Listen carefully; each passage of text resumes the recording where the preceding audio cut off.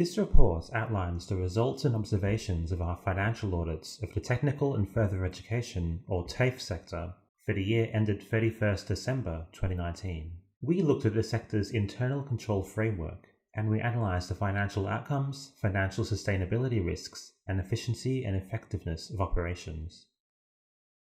We found that the financial and performance reports of the TAFE sector are reliable. As at 31st December 2019, the sector was financially sustainable in the short term. However, the subsequent COVID-19 emergency has sharpened the need to review revenue and expenditure policies. The TAFE sector includes 12 technical institutes and their 14 controlled entities. It delivers vocational education and training throughout Victoria to over 250,000 students. We issued clear audit opinions for all 12 TAFEs and their 14 controlled entities. However, we added emphasis of matter paragraphs for 7 TAFEs and 2 controlled entities, alerting readers to the impact of COVID-19 as a subsequent material event. Although this emphasis of matter paragraph was included in the audit opinions, it does not constitute a qualification. A qualification would only occur where there is a material error in the financial statements. The sector took an average of 14.2 weeks to certify their financial reports, slower than usual due to the impact of COVID-19. We identified 48 new internal control issues at TAFEs, up from 13 last year. These mostly related to IT system control weaknesses, in line with our increased audit focus in this area. However, TAFE's internal controls are generally well designed and operating as intended.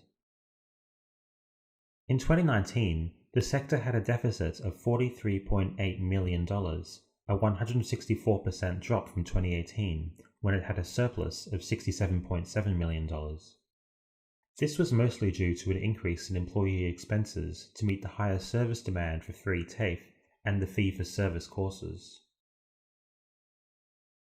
TAFEs use 2 key performance indicators to measure their efficiency and effectiveness: total employment costs as a percentage of training revenue, and training revenue per full-time equivalent teaching member. Most TAFEs did not meet their targets for these indicators, partly due to increased employee expenditure outpacing their increase in contestable funding. In response to COVID-19, the Department of Education and Training has issued letters of financial support to all TAFEs, pledging to provide cash flow support until April 2021 if needed. The crisis has impacted the risk assessments, business continuity plans, and crisis management plans for TAFEs. These are usually designed to meet a one-off or short-term event, but COVID-19 will have a far longer-lasting impact. In our report, we recommended that TAFEs review and update their risk registers and business continuity plans to incorporate learnings from COVID-19. For more information, please see the full report on our website www.audit.vic.gov.au.